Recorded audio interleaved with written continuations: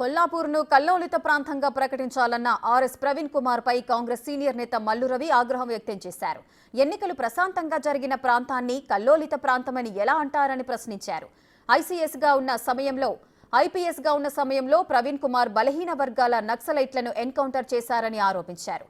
పోలీసులపై చర్యలు తీసుకోవాల్సి వస్తే పరిటాల రవి హత్య కేసులో ఆర్ఎస్ ప్రవీణ్ కుమార్ పైనే మొదట చర్యలు తీసుకోవాలని మల్లు రవి సంచలన వ్యాఖ్యలు చేశారు.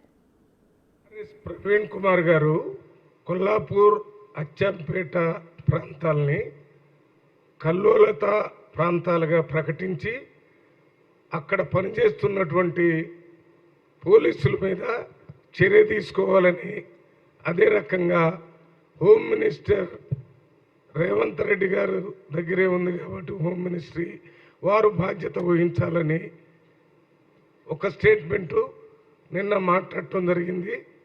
వారి స్టేట్మెంటుని కాంగ్రెస్ పార్టీ తరఫున నాగర్ కర్నూలు పార్లమెంటు సభ్యుడిగా పోటీ చేసిన అభ్యర్థిగా నేను తీవ్రంగా ఖండిస్తున్నాను. వాస్తవ పరిస్థితులకి వ్యతిరేకంగా వారు స్టేట్మెంట్ ఇచ్చారని అక్కడ ఉన్నటువంటి ప్రజలందరూ అనుకుంటున్నారు. వాస్తవంగా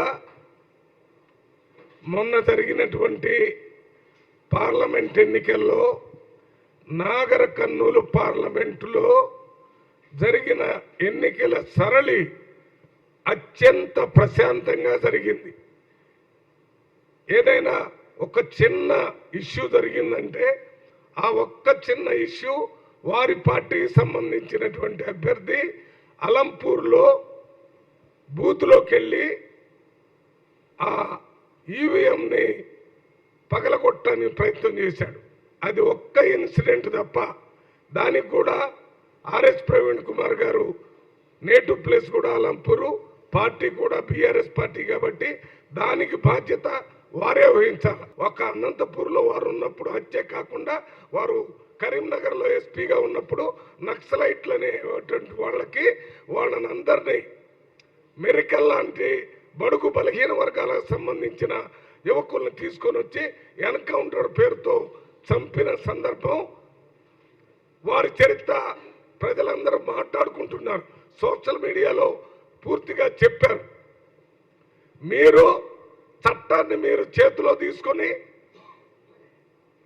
మీరు ఆ రకంగా ఎన్కౌంటర్ పేరుతో చంపినటువంటి మీరు ఇవాళ కల్లోలిత ప్రాంతంగా ప్రకటించాలని మీరు డిమాండ్ చేస్తున్నారంటే మీరు కల్లోలాన్ని ఈ ప్రాంతంలో ఏర్పాటు చేయాలని, ఏదో మంటలు జరిగితే వెంటనే దాని మీద ఇన్వెస్టిగేట్ చేసి దోషులను పట్టుకొని వాళ్ళకి ఉరిశిక్ష చేయాలనో